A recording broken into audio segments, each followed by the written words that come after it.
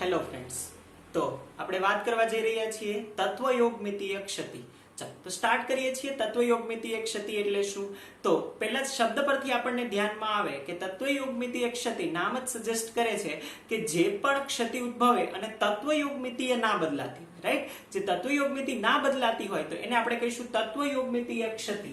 એટલે કે જે સંયોજન છે, રાઈટ, સ્ફટિક સંયોજનની તત્વયોગમિતિ બદલાતી નથી. આનો મતલબ શું? આનો મતલબ કે સપોઝ કોઈ સંયોજન છે, જેમ કે આપણે લઈ લઈએ NaCl અથવા તો AgCl.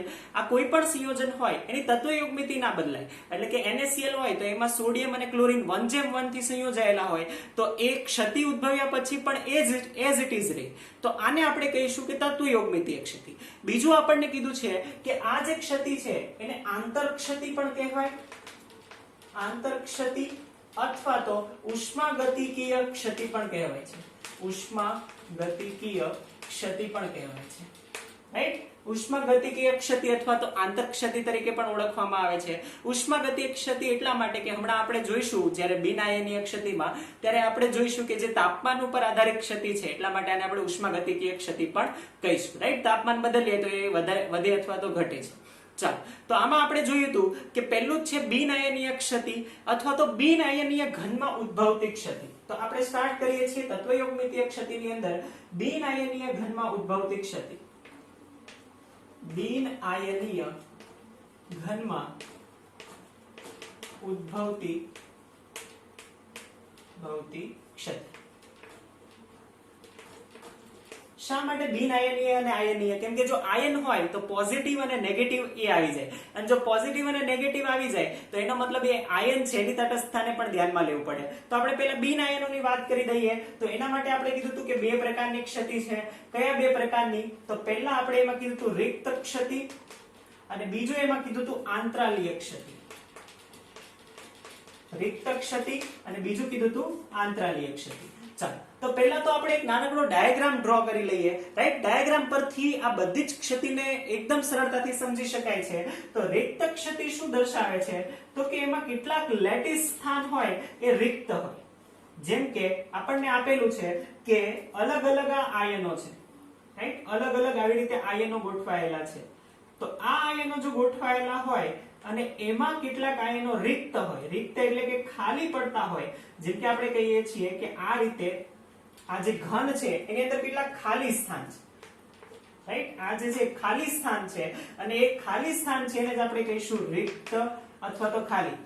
એકચ્યુઅલી નામ પરથી જ ધ્યાનમાં આવે કે ખાલી કંઈક પડતું હશે પરમાણુનું સ્થાન, તો એને આપણે કહીશું રિક્ત ક્ષતિ, રાઈટ? તો આ પહેલો ડાયાગ્રામ થયો રિક્ત ક્ષતિ માટે. સેમ આંતરાલીય ક્ષતિ માટે પણ ડાયાગ્રામ ડ્રો કરી લઈએ. ચાલો, તો આંતરાલીય ક્ષતિ શું દર્શાવે છે કે આપણી પાસે કોઈ સ્ફટિક હતો, એની અંદર જે આ પરમાણુઓ આ રીતના ગોઠવાયેલા હતા, અને એમાં અણુ અથવા તો પરમાણુ એ આંતરાલીય સ્થાનમાં આવે. આંતરાલીય સ્થાન એનો મતલબ કે આ જે પરમાણુઓ રહેલા છે એની વચ્ચેના જે ખાલી સ્થાન છે ત્યાં કોઈ બહારથી આયન આવે, રાઈટ?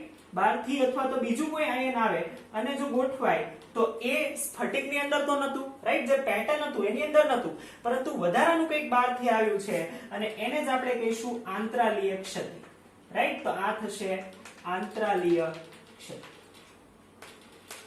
ધ્યાનમાં આવશે ડિફરન્સ શું છે, રાઈટ? અહીંયા જે છે એ આખે આખું ગાયબ થઈ જાય છે, ત્યાં લેટિસ બિંદુ પર સ્થાન ખાલી પડે છે, જ્યારે આંતરાલીય સ્થાન પર અહીંયા આવે છે. ચલો, તો પહેલા લખી દઈએ કે બંનેમાં પહેલા આપણે લખીશું વ્યાખ્યા કે લેટિસ બિંદુ પર પરમાણુઓ અથવા અણુ ખાલી હોય તો આવી ક્ષતિને આપણે શું કહીશું? રિક્ત ક્ષતિ. સેમ અહીંયા આપણે કહીશું કે આંતરાલીય સ્થાન પર અણુ કે પરમાણુ ગોઠવાયેલા હોય તો એને આપણે કહીશું આંતરાલીય ક્ષતિ, રાઈટ? જે બહારથી જો અણુ અથવા તો પરમાણુઓ ગોઠવાયેલા હોય તો આપણે કહીશું આંતરાલીય ક્ષતિ. બીજું આપણે આમાં કહીશું કે અહીંયાથી સ્પષ્ટ દેખાય કે આમાંથી કેટલાક પરમાણુઓ દૂર થાય છે. જો પરમાણુઓ દૂર થતા હોય, કદ તો એટલું ને એટલું રહેશે, તો અહીંયા ઘનતા થશે ઘટાડો. તો આમાં ઘનતા ઘટે છે, જ્યારે આ તો કદ તો એટલું જ છે, પરંતુ વધારાના કેટલાક પરમાણુઓ એડ થયા છે અંદર, રાઈટ? તો અહીંયા શું થશે? અહીંયા એની ઘનતા વધશે, રાઈટ? તો આંતરાલીય ક્ષતિમાં ખૂબ જ ઇમ્પોર્ટન્ટ છે, અંડરલાઈન કરવા જેવી બાબત, કે આંતરાલીય ક્ષતિમાં ઘનતા વધે છે, જ્યારે રિક્ત ક્ષતિ અથવા તો ખાલી ક્ષતિ અથવા તો અવકાશ ક્ષતિ એમાં ઘનતા ઘટે છે. બીજું એ પણ આપેલું છે કે જો તાપમાન વધારવામાં આવે તો આ વધી પણ શકે છે, તો રાઈટ? તાપમાન સાથે આ વધે છે, સાથે.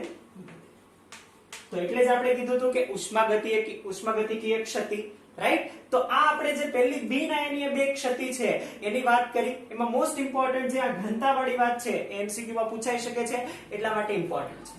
હવે જ્યારે આપણે આયનીય ક્ષતિની વાત કરતા હોઈએ તત્વયોગમિતિ માટે, રાઈટ? તો એને આપણે રિક્ત અથવા તો આંતરાલીય ના કહી શકીએ.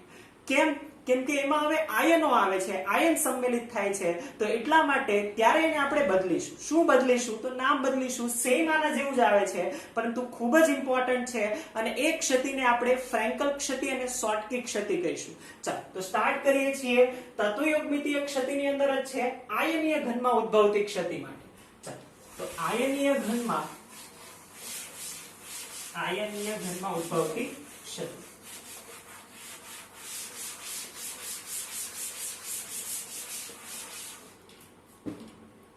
આયનીય ઘનમાં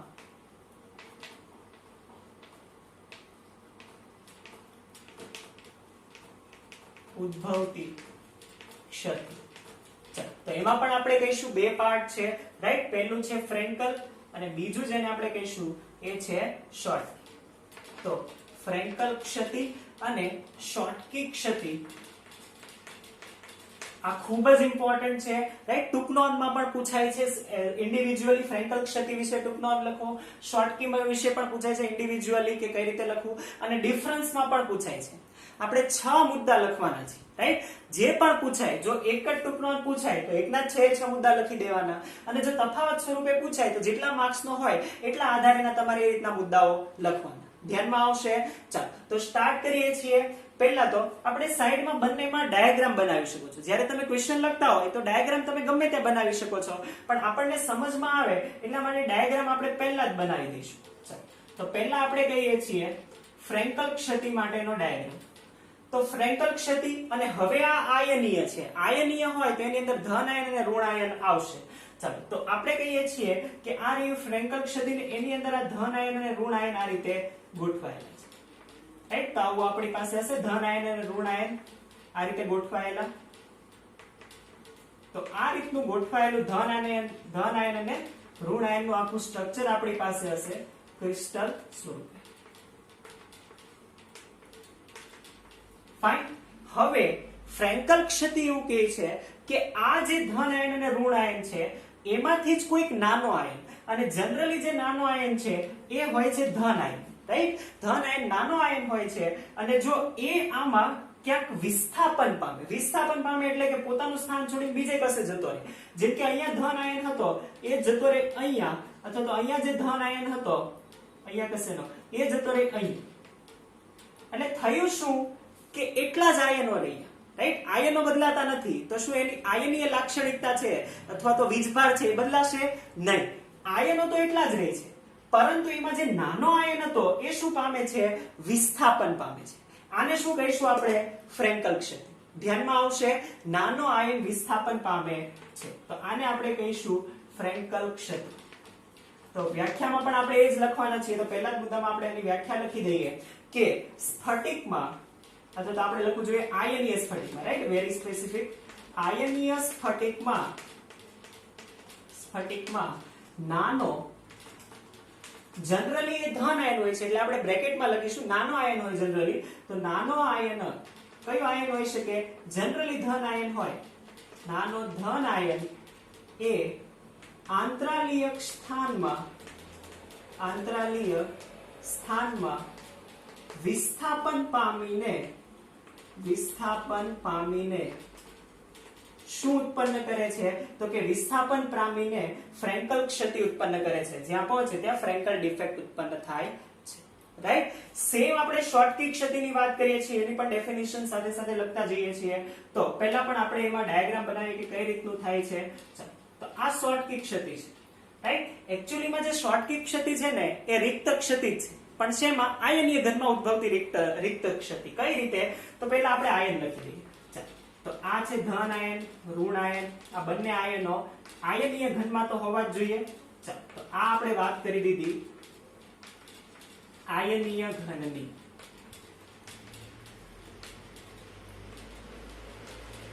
થયું?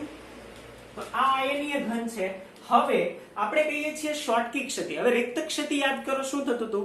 લેટિસ બિંદુ પરથી જે પરમાણુઓ છે એ ખસી જતા હતા. પણ આ તો આયનીય છે, ખાલી એક પરમાણુને ખસેડો ના ચાલે. આયન છે તો એની તત્વયોગ મિતિ જળવાવી જોઈએ. તત્વયોગ મિતિ જળવાવી જોઈએ એનો મતલબ એનું સૂત્ર છે એઝ ઇટ ઇઝ રહેવું જોઈએ.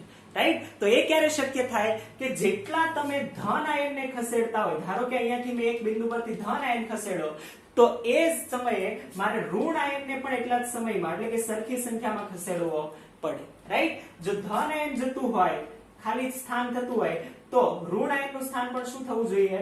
ખાલી થવું જોઈએ. એટલે કે સરખા પ્રમાણમાં ધન આયન અને ઋણ આયન પોતાના લેટિસ બિંદુ પરની જે જગ્યા છે ખાલી હોય તો એને આપણે શું કહીએ છીએ? રિક્ત ક્ષતિ. તો વ્યાખ્યા લખી દઈશું કે સરખા પ્રમાણમાં, સરખી સંખ્યામાં ધન આયન અને ઋણ આયન પોતાના લેટિસ બિંદુ સ્થાન ખાલી હોય, ધન આયન અને ઋણ આયનના લેટિસ બિંદુ સ્થાન ખાલી હોય તો એને જ આપણે શું કહીએ છીએ? શોર્ટકી ક્ષતિ. ધ્યાનમાં આવશે, જેટલા ઋણ આયન નીકળ્યા હોય એટલા ધન આયન નીકળશે. તો આને આપણે કહીશું શોર્ટકી ક્ષતિ. રાઈટ. ચાલો બીજો મુદ્દો આપણે લખીએ છીએ આની અંદર. તો બીજા મુદ્દામાં આપણે કહીશું કે જે ફ્રેન્કલ ક્ષતિ છે ને એમાં આપણે શું કીધું? કે વિસ્થાપન પામે છે. તો આ ક્ષતિને વિસ્થાનીય ક્ષતિ પણ કહેવાય છે, અથવા તો વિસ્થાપન ક્ષતિ. વિસ્થાનીય ક્ષતિ પણ કહેવાય છે. રાઈટ. તો તમારે આખો મુદ્દો લખવાનો અહીંયા કે ફ્રેન્કલ ક્ષતિને વિસ્થાનીય ક્ષતિ તરીકે પણ ઓળખવામાં આવે છે. ચાલો, શોર્ટકી ક્ષતિનું તો આપણે હમણાં જ કીધું કે શોર્ટકી ક્ષતિને કઈ રીતે ઓળખાય છે? તો કે આ ધન આયનમાં અથવા તો આયનીય ઘનમાં ઉદ્ભવતી, આ આયનીય ઘનમાં ઉદ્ભવતી રિક્ત ક્ષતિ છે. રિક્ત ક્ષતિ જ છે. રાઈટ. તો આ આપણે વાત કરી. બીજું એના પછી આપણે કહીએ છીએ, હવે અહીંયા જુઓ, અહીંયા થયું શું કે આયનો પોતાનું સ્થાન છોડી અને અંદર ને અંદર જ તે ગયા. રાઈટ. અંદર ને અંદર જ રહે, કે બીજે જતા નથી. હવે આપણે આની અંદર કહીએ કે જો આ અંદર ને અંદર જ રહેતા હોય તો શું આમાં ઘનતામાં બદલાવ થાય?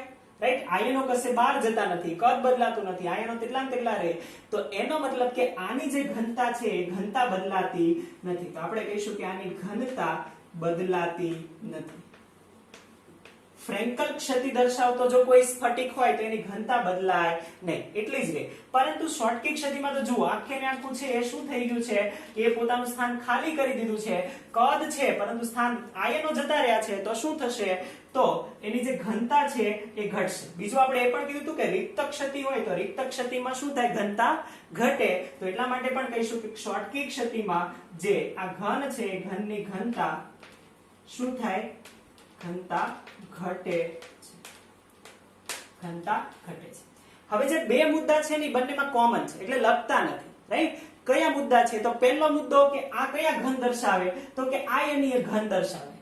રાઈટ. કે ફ્રેન્કલ ક્ષતિ પણ આયનીય ઘનમાં ઉદ્ભવે છે, શોર્ટકી ક્ષતિ પણ આયનીય ઘનમાં ઉદ્ભવે છે. હવે જ્યારે તમે ટૂંકનો જ લખતા હશો ખાલી ફ્રેન્કલ ક્ષતિનું પૂછેલું હોય તો આ તો લખવું પડશે તમારે. રાઈટ. કેમ કે આયનીય ઘનમાં ઉદ્ભવે છે, તફાવત નથી, કેમ કે બંનેમાં સેમ જ છે. આપણા આયનીય ઘનમાં ઉદ્ભવે, આપણા આયનીય ઘનમાં ઉદ્ભવે, પરંતુ ટૂંકનોમાં આપણે લખવું પડે એટલા માટે તમે લખજો. રાઈટ. તો આયનીય ઘનમાં ઉદ્ભવે છે, ચાલો લખી દઈએ છીએ. આયનીય ઘનમાં ઉદ્ભવે. આમ તો ઉપર આપણે લખેલું છે છતાં લખી દઈએ. આ પણ શેમાં ઉદ્ભવશે? આયનીય ઘનમાં. સેમ બીજો પણ એવો મુદ્દો છે કે જે બંનેમાં સમાન છે. એ વાત એ કે આની આયનીય વિદ્યુતીય તટસ્થતા જળવાય છે કે નહીં? જેટલા પણ પરમાણુ હતા એટલા જ ધન આયન રહ્યા છે, રાઈટ? અને બીજું કે અહીંયા જે ધન આયન ગયો તેની સાથે સાથે એક ઋણ આયન પણ ગયો. સેમ ધન આયન જે ઋણ આયન જાય તો એની વિદ્યુતીય તટસ્થતા જળવાય છે. તો આ બંને ઘનમાં વિદ્યુતીય તટસ્થતા જળવાય. વિદ્યુતીય તટસ્થતા જળવાય છે, રાઈટ? તો આમાં પણ વિદ્યુતીય તટસ્થતા શું થશે? જળવાય છે. વિદ્યુતીય તટસ્થતા જળવાય છે, રાઈટ? છેલ્લો અને ઇમ્પોર્ટન્ટ મુદ્દો છે કે આ જે ઘન ફ્રેન્કલ ક્ષતિ ઉદ્ભવે ક્યારે ઉદ્ભવે? ફ્રેન્કલ ક્ષતિ ત્યારે જ ઉદ્ભવી શકે. વિચાર કે આ જે છે એ ઋણ આયન એ વચ્ચેના સ્થાનમાં જઈ ક્યારે શકે? વચ્ચે એ જગ્યા હોય તો જઈ શકે ને. ધારો કે આપણે બધા જે આયનો છે, ધારો કે ઋણ આયનોને આપણે ધારી લઈએ ફૂટબોલ, રાઈટ? અને ધન આયનો છે એને ધારી લઈએ ટેનિસના બોલ. તો થશે શું કે વિસ્થાપન ક્યારે પામી શકે? કે જ્યારે ફૂટબોલ જેવડા જે ઋણ આયન છે એની વચ્ચે જે જગ્યા ખાલી હોય તો ત્યાં વિસ્થાપન પામી શકે. એનો મતલબ કે આ ક્યારે ઉદ્ભવે ફ્રેન્કલ ક્ષતિ? કે ધન આયન અને ઋણ આયન એ બંનેના જે આકાર છે, કદ છે, એમાં મોટો તફાવત હોય. તો ક્યારે ઉદ્ભવે? તો કે ધન આયન અને ઋણ આયનના કદમાં મોટો તફાવત હોય. સેમ આપણે કહીશું કે શોર્ટકી ક્ષતિ ક્યારે ઉદ્ભવશે? સેમ આ મુદ્દો છે ને હમણાં જ્યારે આપણે એક્ઝામ્પલ લખીશું આમાં ત્યારે વધારે સરળતાથી સમજાશે, રાઈટ? તો આ શોર્ટકી ક્ષતિ ક્યારે ઉદ્ભવે? તો કે શોર્ટકી ક્ષતિ આપણે કહીશું કે જ્યારે બંને જે છે એ બંને સમાન આકાર ધરાવતા હોય અથવા તો સરખા કદ ધરાવતા હોય ત્યારે. એટલે આપણે લખીશું કે બંને આયનો, તમારે અહીંયા એમ જ લખવાનું, રાઈટ? ધન આયન અને ઋણ આયન, રાઈટ? બંને આયનો સરખા કદ ધરાવતા હોય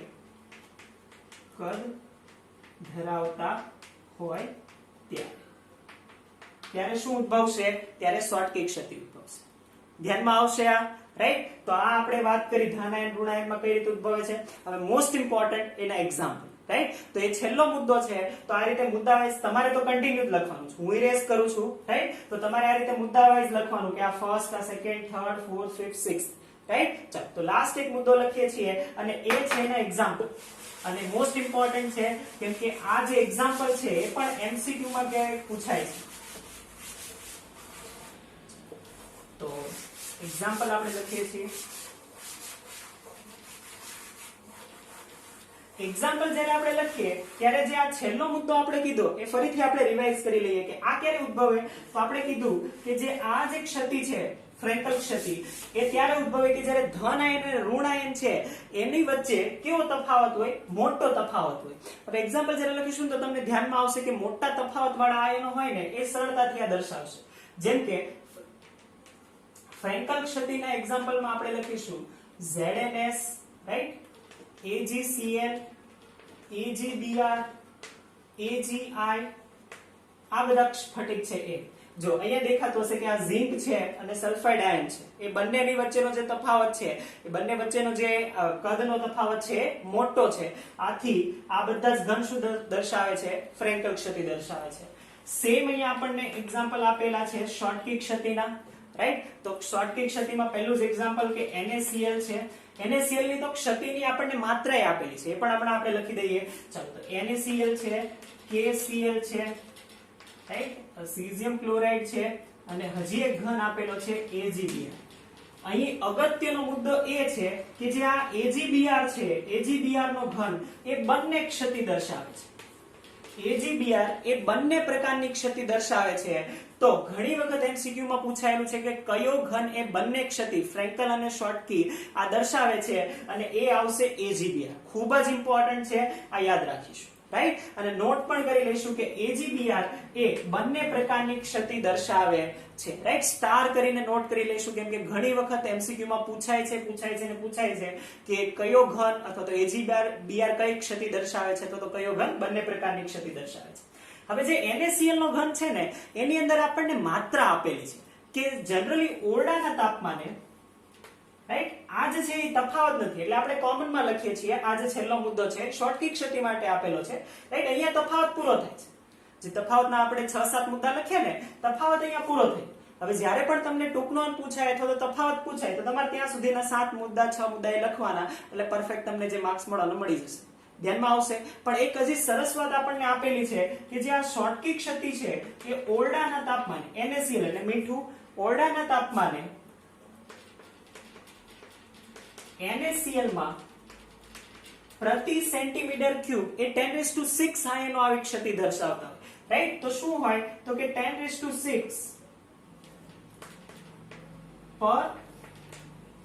પર સેન્ટીમીટર ક્યુબ. 1 સેન્ટીમીટર ની અંદર આવા 10⁶ જેટલી છે આ ક્ષતિ આપણને દેખાય.